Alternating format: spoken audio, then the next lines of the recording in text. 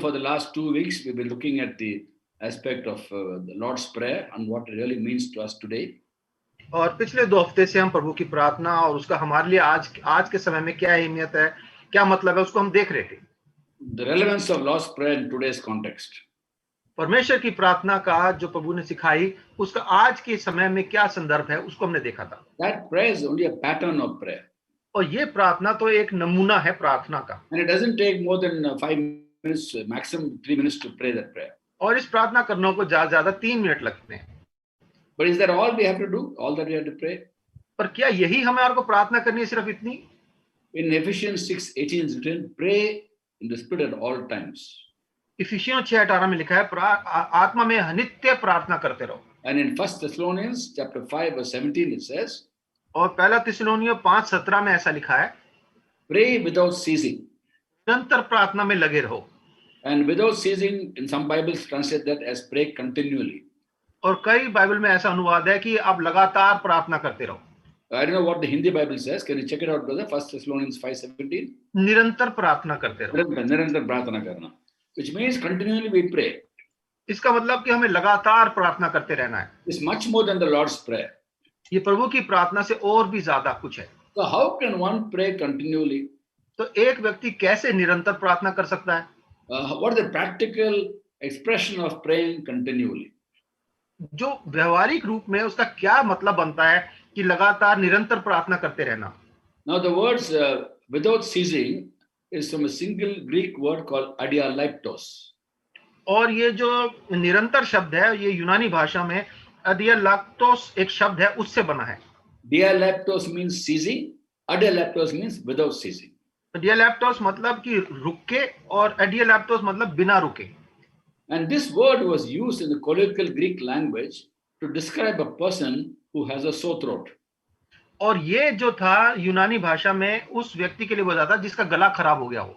Now we all know that when you have a bad throat, और हम सब जानते हैं जब हमारा गला खराब होता है, we keep coughing intermittently. तो हम बिना रुके प्रार्थना एक खांसते रह जाते हैं. But a few years back, just a couple of years back, every winter between September and March, I used to be constantly coughing. Those of you who are listening to my message would have noticed that. और भाई अपने बारे में बता रहे हैं कि कुछ सालों से, पिछले कुछ सालों में सितंबर से लेकर मार्च के बीच में भाई को लगातार बड़ी खांसी होती रहती थी. 3-4 months I keep coughing. और 3-4 महीने तक खांसते रहते थे. Because of strain on the throat, because I'm continually speaking at different meetings. और क्यों ये इसलिए होता था क्योंकि बड़ा गले पे जोर पड़ रहा था, लगातार वचन दे रहते थे अलग-अलग सभाओं में, इस कारण से. Sometimes when I speak the whole day, the mic system will fail, loudspeaker will fail, I have to raise my voice, there won't be electricity, and then my throat gets affected. और कई बार बिजली चली जाती थी और सभा में बड़ी जोर से चिल्ला के जोर-जोर से बोलना पड़ता था, गले पे जोर पड़ता था और भाई का गला खराब हो जाता था. And then when I cough, people who listen to me, they will say, brother, you're always coughing. You're coughing without ceasing. Do something about your throat. और लोग भाई को बोलते थे, भाई आप लगातार खांसते रहते हैं, अब अपने गले के लिए, अपने खांसी के लिए कुछ करें. A lot of people give advice on how to remove that sore throat. और लोग बड़े-बड़े इलाज अपनी तरफ से नुस्खे बताने लगते थे कि कैसे गले को ठीक करा जा सकता है. All over the world, when I go, they will give me remedies. और जहां भी संसार में जाते थे भाई, सब अपनी तरफ से दवाई बताते थे. They give me 150 remedies, none of which work. और उन्होंने 150 इलाज बताए भाई को, जिसमें से एक ने भी काम नहीं किया. And but then they say you're always coughing, but actually the cough is not a continuous cough. और भाई हरदम खांसते रहते थे, पर ये जो खांसी थी, ये निरंतर वाली खांसी नहीं थी. You cough, you stop, you cough, you stop, you cough, you stop. खांसते थे, फिर रुक जाते थे, फिर खांसते थे, फिर रुक जाते थे, फिर खांसते थे, फिर रुक जाते थे. And in English we say bouts of coughing. और इंग्लिश में बोलते हैं कि ये दौरे पड़ना, बार-बार खांसने के दौरे पड़ना. Even those bouts of coughing, people say you're always coughing, you're coughing without ceasing. और भाई तो रुक-रुक के खांसते थे, फिर भी लोग बोलते थे, भाई आप हरदम खांसते रहते हो. That's the word used for describing a person who has such a cough, adialeptos in Greek. और ये वो ऐसे व्यक्ति की खांसी को बताने के लिए adialeptos जो शब्द है, वो प्रयोग किया जाता है कि लगातार खांसते रहता है. Interrupted cough. रुक के लगातार खांसते रहना. Similarly, when the Bible says pray without ceasing, it means in the course of the whole day, from time to time, you have times of prayer, interrupted times of prayer. और इसी तरह से Bible जब प्रार्थना के लिए निरंतर प्रार्थना की बात करती है तो पूरे दिन में वो ये कहते हैं कि रुक रुक के हमारे को हर बार थोड़े थोड़े रुक के प्रार्थना में लगे रहना है। And we are called to pray according to the will of God. और हमें बुलाया गया है कि हम परमेश्वर की इच्छा के अनुसार प्रार्थना करें। Now we have a helper who helps us pray according to God's will. और हमारे पास एक सहायक है जो परमेश्वर की इच्छा में हमें प्रार्थना करने में सहायता करता है, And he is the Holy Spirit. जो कि पवित्र आत्मा जी हैं। In our prayers, all three are involved: the Father, the Son, and the Holy Spirit. जब हम प्रार्थना करते हैं तो पिता, पुत्र, पवित्र आत्मा तीनों उसमें शामिल होते हैं। In John 16:23, Jesus says, यूहन्ना 16:23 में प्रभु यीशु मसीह ने कहा, whatever you ask the Father in my name, he will do it. और कि तुम पिता से कुछ भी मांगोगे, मेरे नाम से कुछ भी मांगोगे, वो तुम्हें देगा। So we talk to the Father, we come to him in the name of Jesus. जब हम पिता से प्रार्थना करते हैं तो हम प्रभु यीशु मसीह के नाम में प्रार्थना करते हैं। In Hebrews chapter 10 verse 19 it says we have confidence to enter the most holy place by the blood of Jesus. इब्रानियों 10:19 में है कि हमें बड़ा हियाव है कि हम प्रभु यीशु मसीह की वजह से परमेश्वर के सामने उपस्थित हो सकते हैं।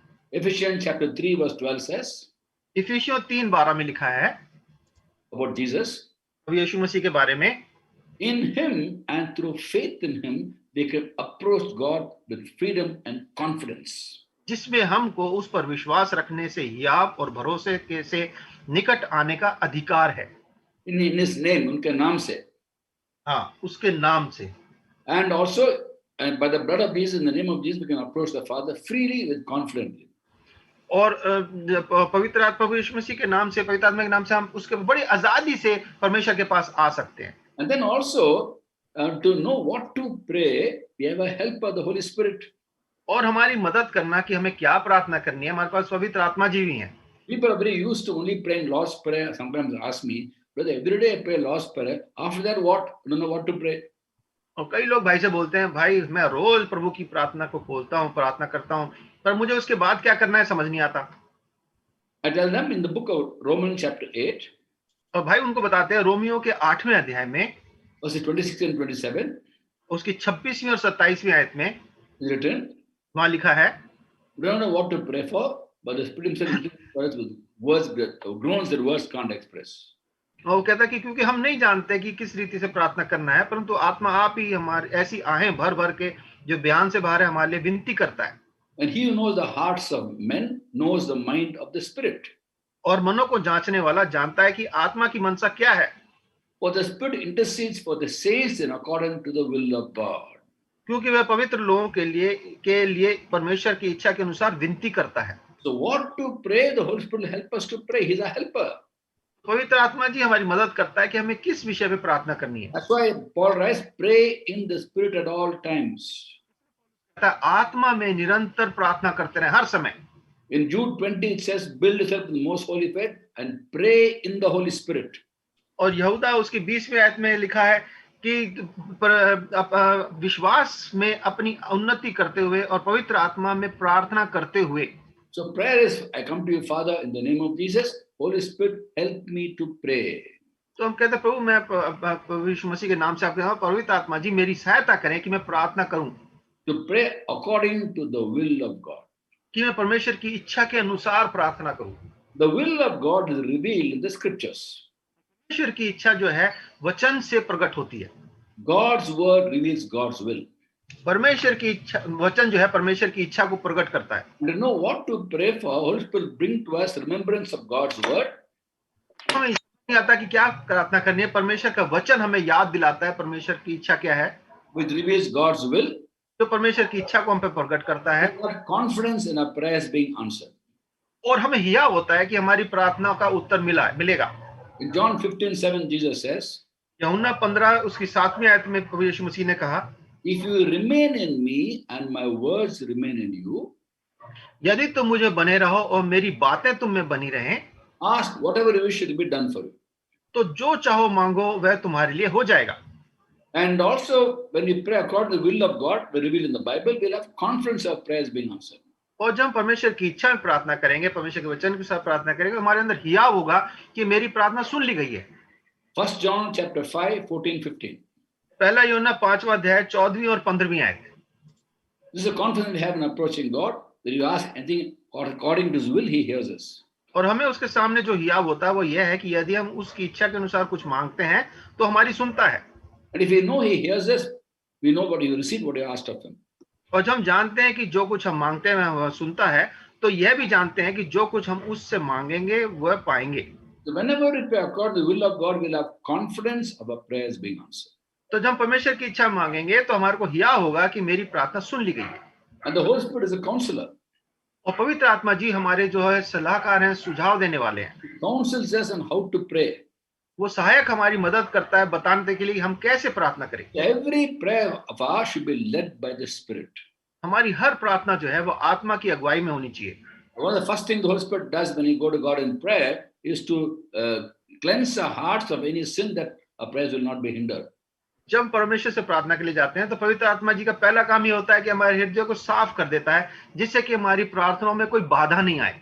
In Psalm 66 verse 18 we read, bhajan 66 66 verse 18, 66 उसकी 18वीं आयत में लिखा है, if I cherish sin in my heart, God will not listen. यदि मैं मन में अनर्थ बात सोचता तो प्रभु मेरी ना सुनता। If I cherish sin in my heart, in other words, if I want to subconsciously continue in sin, God will not hear.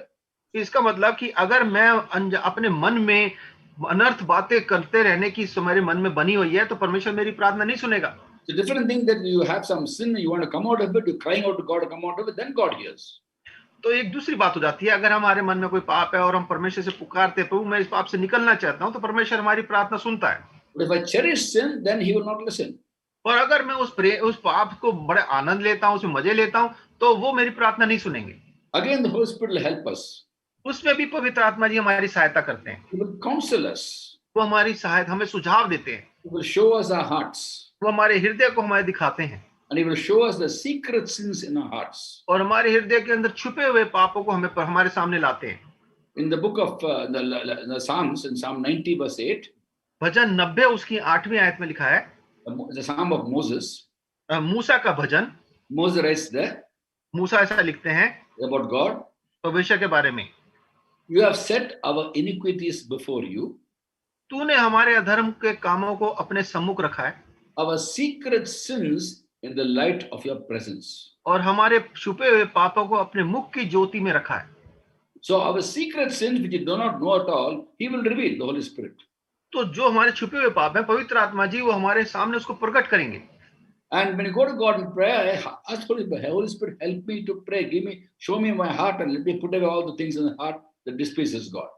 तो जब हम परमेश्वर से प्रार्थना के पास कर ली जाए तो हम पवित्र आत्मा जी से बोले मेरे अंदर के छुपे हुए पापों को प्रकट करे, उसको मेरी सहायता करे, वो दूर हो ताकि मैं परमेश्वर के पास आ सकूं।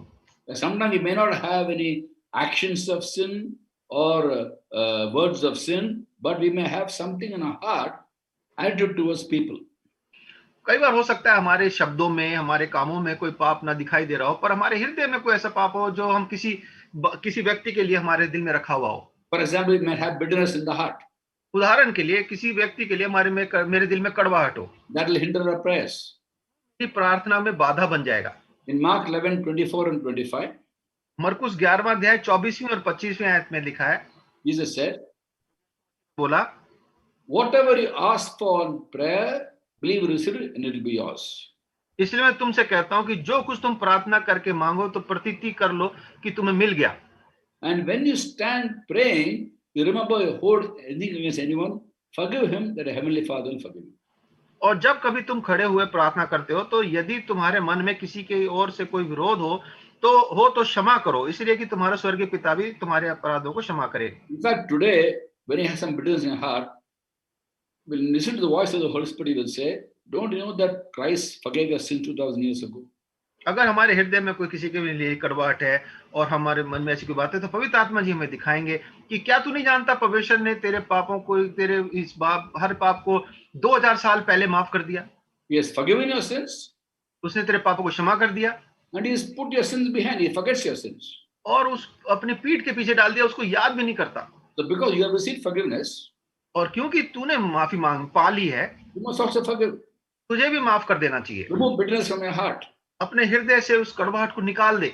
Otherwise, you will not be able to enjoy fellowship with the God of love.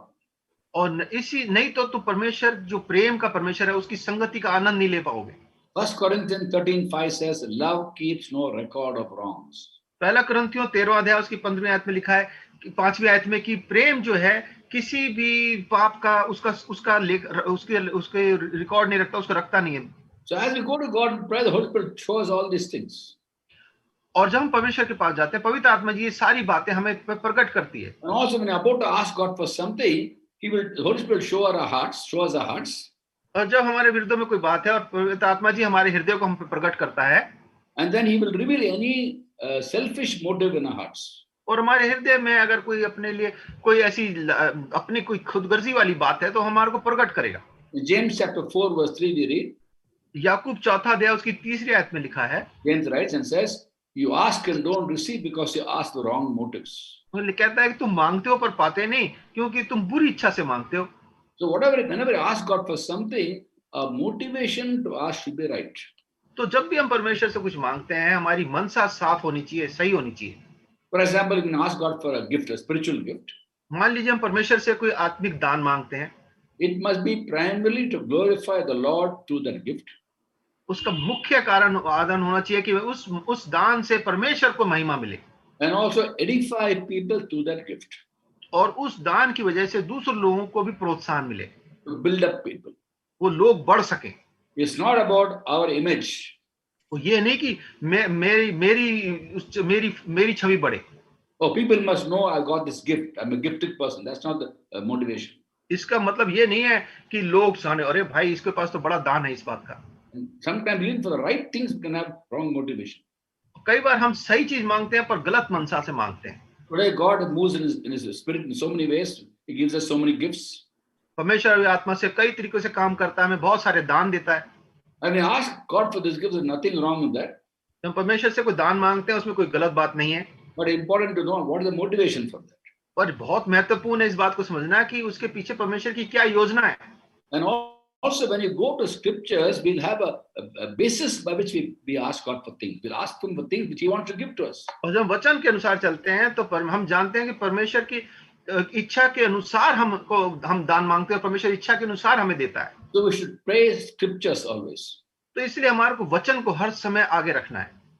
Now we find in the Bible about Daniel. हम दानियल के बारे में बाइबल में देखते हैं। He was in Babylon. He prayed for the Lord to take his people back to Jerusalem. जब Babylon में था वो प्रार्थना करता, प्रभु मैं मेरे लोगों को वापस यरूशलेम ले जा। The recording of the prayer he prayed, 9th chapter of Daniel. और दानियल के 9वें अध्याय में जो उसने प्रार्थना की है वो लिखी गई है। From verse 1 to in fact almost the whole chapter, his prayer is recorded there. तो पहले उसकी पूरे अध्याय में उसकी जो प्रार्थना है वो लिखी गई है। And he's praying for God to take his people back to Jerusalem. और वो प्रार्थना कर रहा अपने लोगों के लिए कि मेरे लोगों को वापस यरूशलेम ले जा। He understood from the prophecy of the prophet Jeremiah. और उसने इस बात को समझा था यिर्मयाह की जो भविष्यवाणी हुई थी उससे, That 70 years will be the time of exile for the Israelites in Babylon. कि 70 साल तक इजराइल के लोग बेबीलोन में बंधुआई में रहेंगे। The time is now coming to an end. और वो समय जो पूरा होने वाला था। So he knew that they're supposed to go back according to prophecy.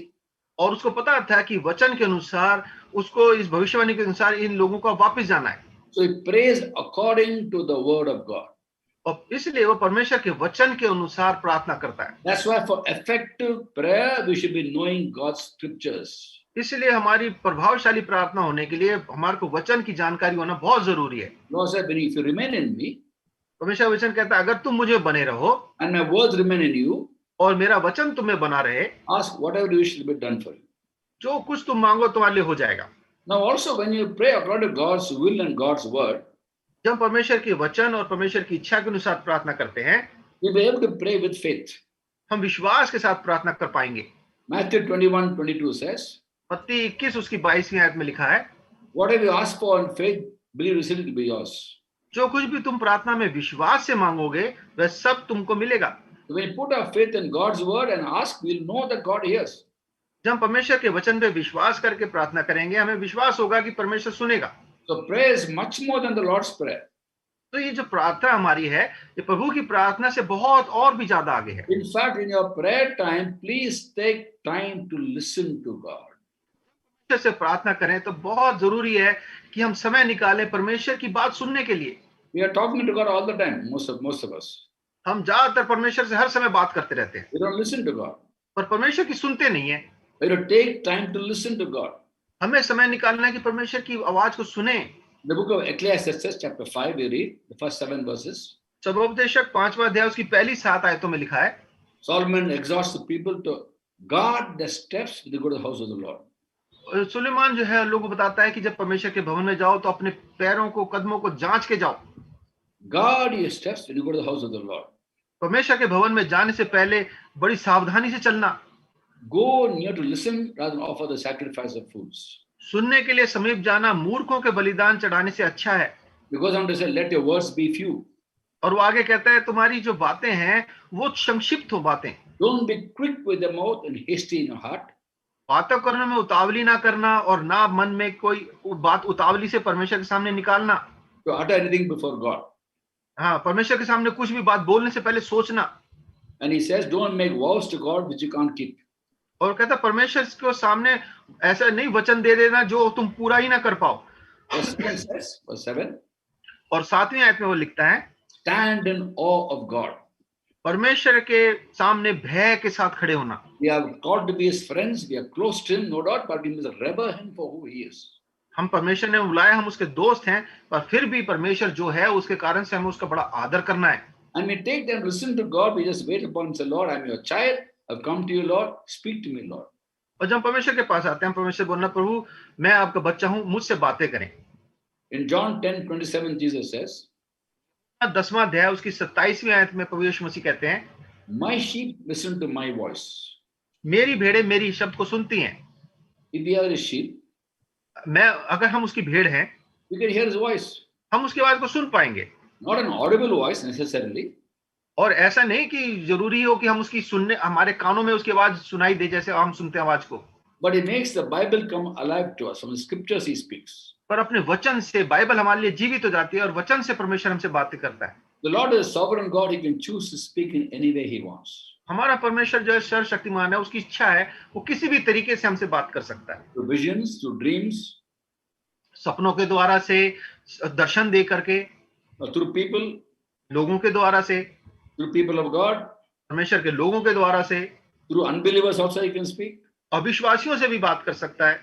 And he can speak in through creation. He can speak. सृष्टि के द्वारा से बात कर सकता है। You know, the Bible talks about how we can learn to work hard without the boss being after us all the time. और Bible में सिखाते हैं हम कैसे परमेश्वर की बात कर सकते हैं बिना कि हमारा जो बॉस है हमारे पीछे हो। To work hard without your boss being after you. हम मेहनत कर सकते हैं, काम कर सकते हैं, परिश्रम कर सकते हैं बिना हमारे ऊपर कोई हमारा बॉस हमारे सर पे खड़ा रहे।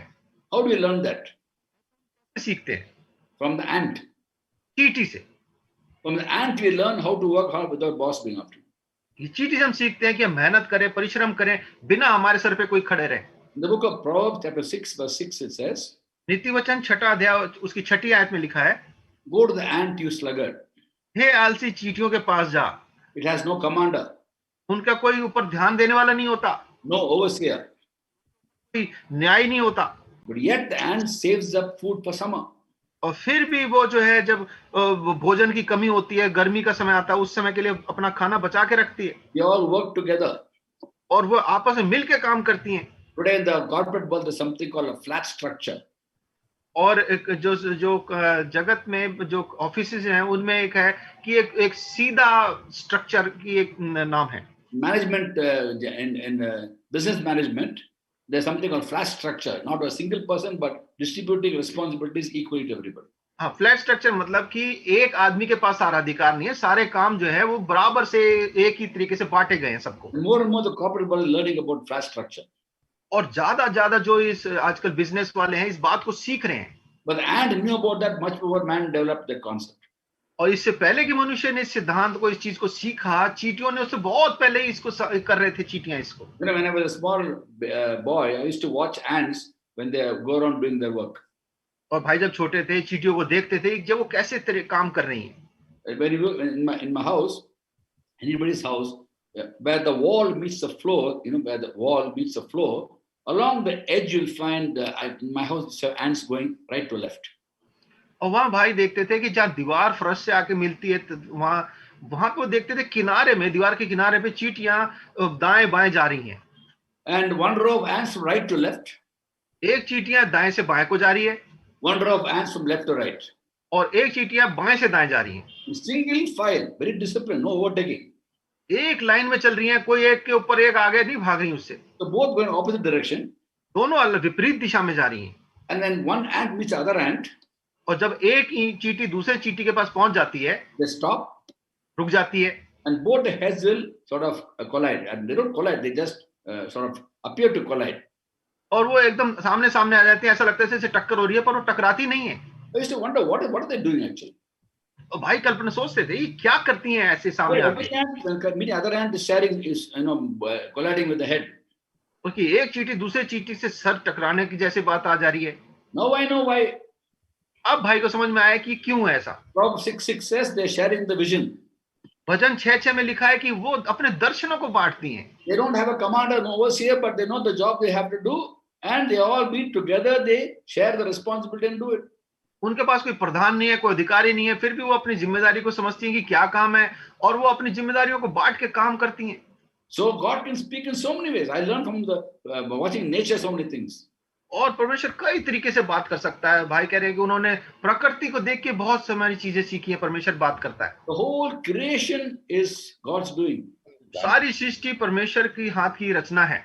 The sun, the stars, and the universe, they pour out speech, the Bible says. और सारी सृष्टि को कहते हैं, चांद तारे जो है परमेश्वर की बात को वो उंडेलते हैं, They display knowledge. ज्ञान को प्रकट करते हैं। So God speaks in so many ways. परमेश्वर इतने कई तरीकों से बात कर सकता है। So more than talking to God, we should learn to listen to God. और इसलिए परमेश्वर से बात करने से ज्यादा हमारे को होना चाहिए परमेश्वर की आवाज को सुने। So the 3-4 minutes of the Lord's Prayer is not actually enough for us. तो ये परमेश्वर की 3-4 मिनट की प्रार्थना हमारे लिए काफी नहीं है। They are a pattern of prayer. ये प्रार्थना का एक नमूना है। There's so much of profundity in it, so much of value in it, no doubt. इसमें कोई शक नहीं कि इसका बड़ा महत्व है, बहुत इसमें परमेश्वर का आत्मा की बातें हैं इसमें। But today we are called to have fellowship with the Lord. That means we talk to him, he talks to us. और हमें आज बुलाया गया परमेश्वर की संगति के लिए। हम उससे बात करते हैं, वो हमसे बात करता है। In 2 Corinthians 13 chapter verse 14, दूसरा कुरिन्थियों 13वां अध्याय की 14वीं आयत में लिखा है, a very well-known benediction, we call it. और हम इसको अंतिम आशीष बोलते हैं, प्रार्थना के अंत में हम सब बोलते हैं इसको। And that goes like this. It's the very last verse of the second letter of Paul to Corinthians. और ये दूसरे कुरिन्थियों की जो आखिरी पत्री का आखिरी भाग है। Now may the grace of our Lord Jesus Christ, प्रभु यीशु मसीह का अनुग्रह, the love of God the Father, परमेश्वर का प्रेम and the fellowship of the Holy Spirit be with us now and forever. और पवित्र आत्मा की सहभागिता तुम सब के साथ होती रहे। That's how we're called to pray. इसलिए हमारे को प्रार्थना करने के लिए बुलाया गया है। Let me also share with you how God does not want us to pray. और अब आपके साथ भाई बांटेंगे कि हम परमेश्वर क्या चाहता है कि इस तरीके से हम प्रार्थना ना करें। Don't make long prayers in public to be heard by people. लंबी लंबी प्रार्थना पब्लिक लोगों के बीच में ना करें ताकि लोग सुने। And in 6th chapter of Matthew, the Lord spoke about such people who babble in public. और मत्ती 6वें अध्याय में प्रभु यीशु मसीह ने ऐसे लोगों की बात करी जो भीड़ में लोगों के बीच में आके बड़बड़ाते हैं, बहुत लंबी लंबी बातें करते हैं। They wear long robes and then they pray to be heard by the people. They use bombastic language. वो बड़े लंबे चोगे पहनते हैं, बड़े बड़े शब्द का प्रयोग करके बड़ी लंबी लंबी प्रार्थना करते हैं जोर से। Prayer is to God, it's not to people. प्रार्थना जो है परमेश्वर के लिए है, लोगों के लिए नहीं है। And sometimes we pray just to impress people. कई हम लोग जो है कई बार प्रार्थना करते हैं लोगों को प्रभावित करने के लिए। Matthew chapter 6 verse 5, Jesus says, these people who pray like that, they already receive the reward in full. और वो प्रभु यीशु मसीह ने मत्ती 6:5 में लिखा है कि वो ऐसे प्रार्थना करते हैं और उनको उनका प्रतिफल मिल चुका है। They receive the reward in full. All the reward they want for the prayer received here is you go to heaven, not even commend you for your prayer life.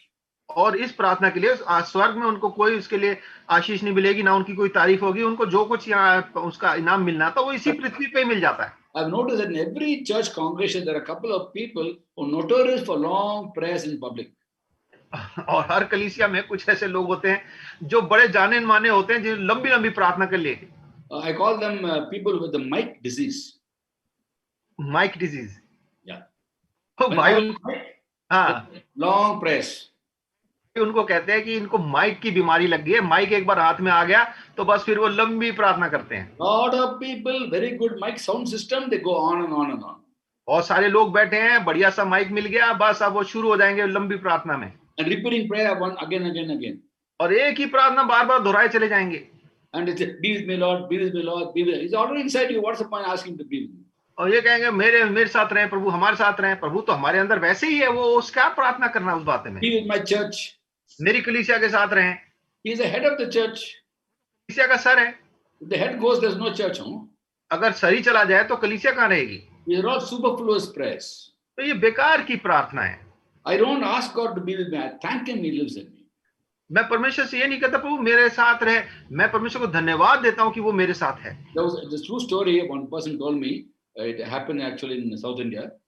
और दक्षिण भारत में एक बात हुई, सच्ची घटना है। In a village, there's a church, and there's a man in the church who's known for prayer, long prayers in prayer. और दक्षिण भारत में एक कलीसिया थी, वहां पे एक व्यक्ति था जो बड़ा माना वादा कि वो बड़ी लंबी प्रार्थना करता है। And in that village, there was a particular pot where they used to keep water. और एक मटका था उस गांव में जहां लोग पानी रखते थे। And one day there was a snake in that pot. और एक दिन उस मटके में सांप आ गया। And then the church members wanted to pray, they wanted to kill the snake. और जो चर्च के लोग थे वो सोचने लगे कि सांप को मारना है। They were told that the snake in the pot, so the elder was called, come, there's a snake. और उन्होंने सांप को देखा, उन्होंने जो अगुवा था उसको बुलाया कि जल्दी आओ, सांप है यहाँ पे मटके में। And they all came, the elders came. सारे अगुवे जो थे गांव के वो आ गए। They stood around that pot.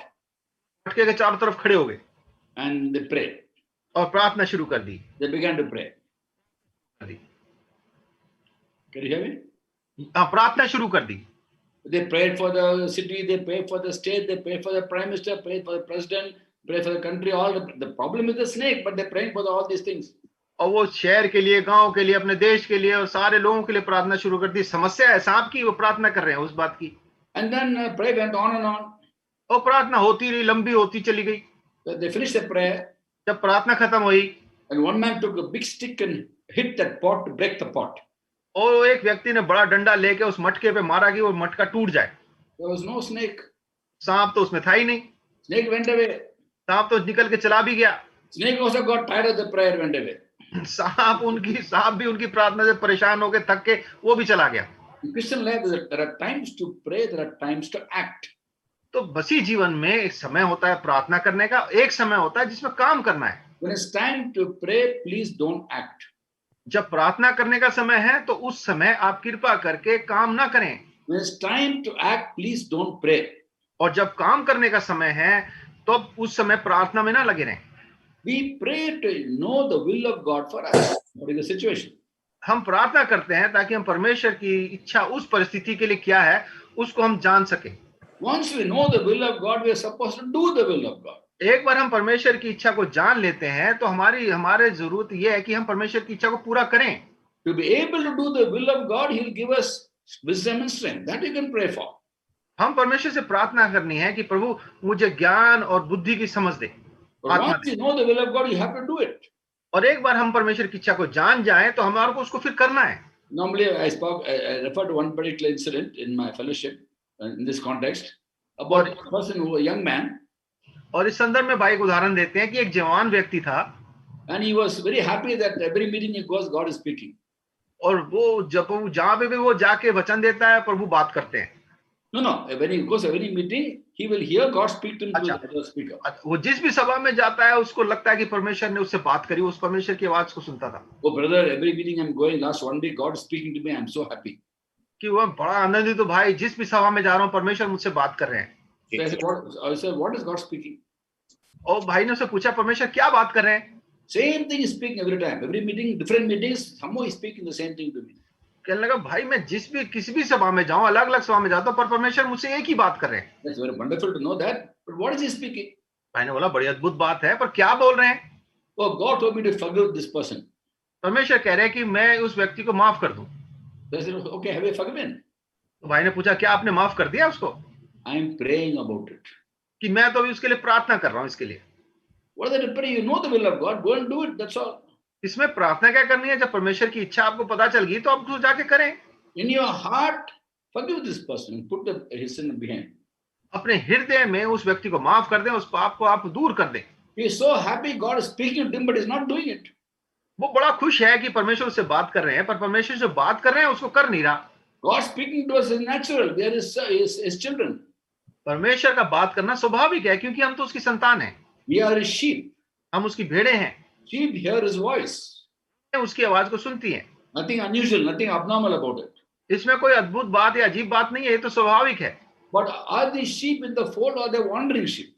तो क्या पर बात यह है कि क्या ये भीड़, ये जो भेड़ें हैं उस झुंड की हैं या भटकने वाली भेड़ें हैं?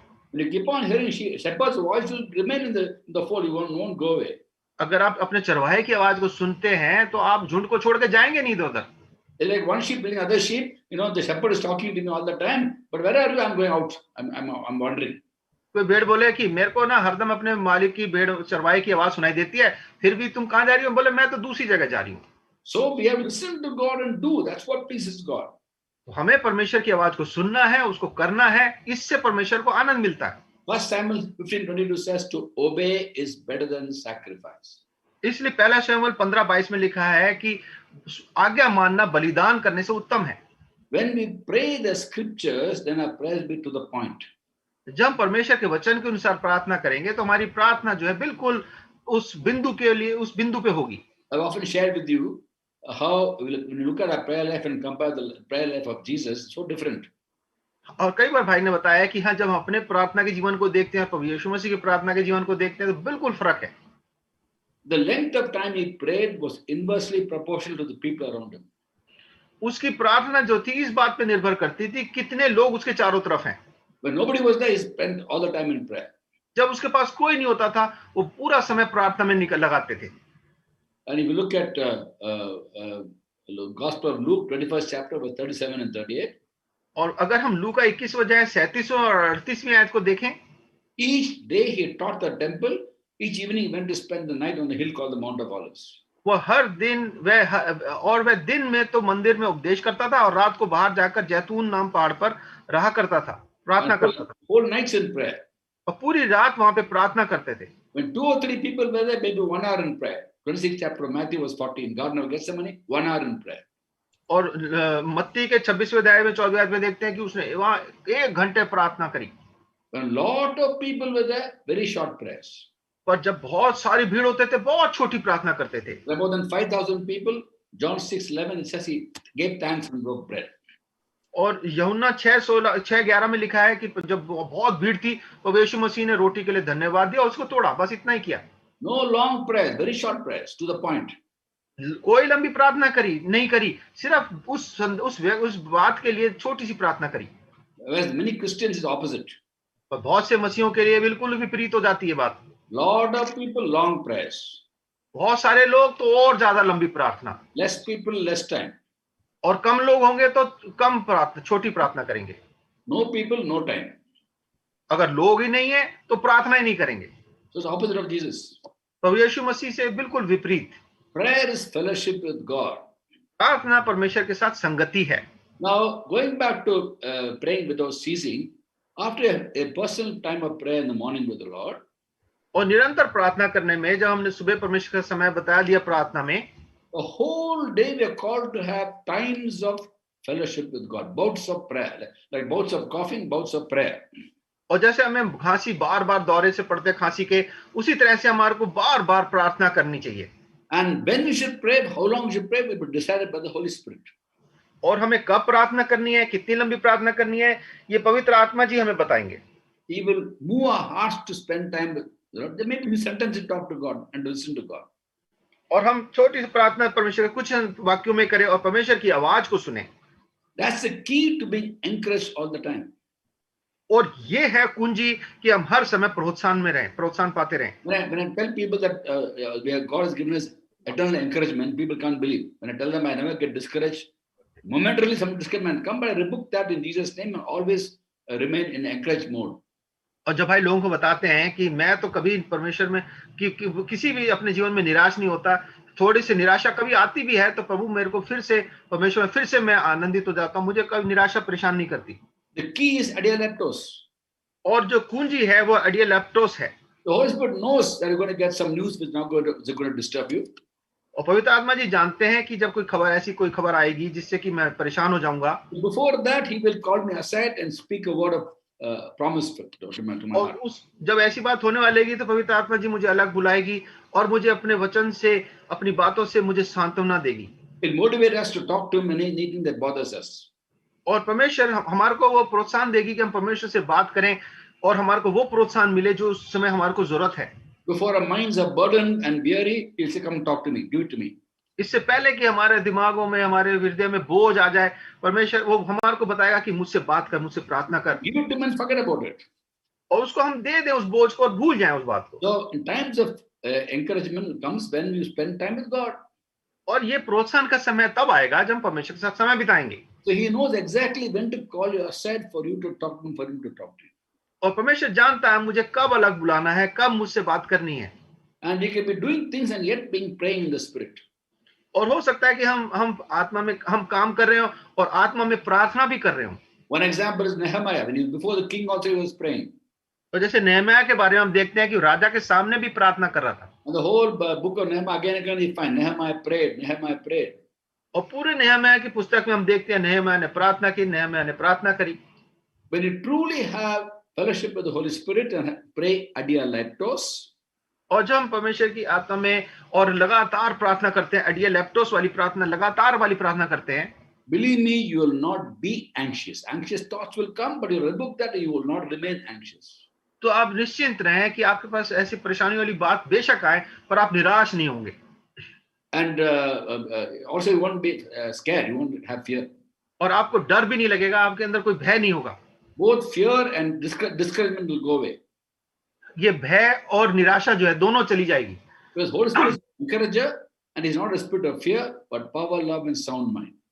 और ये जो है भय की, निराशा की आत्मा नहीं, पर एक सही सामर्थ और हमारे को हियाव की आत्मा देगा। So the key is to have fellowship with the Holy Spirit and pray adialektos, bouts of prayer in the course of the whole day.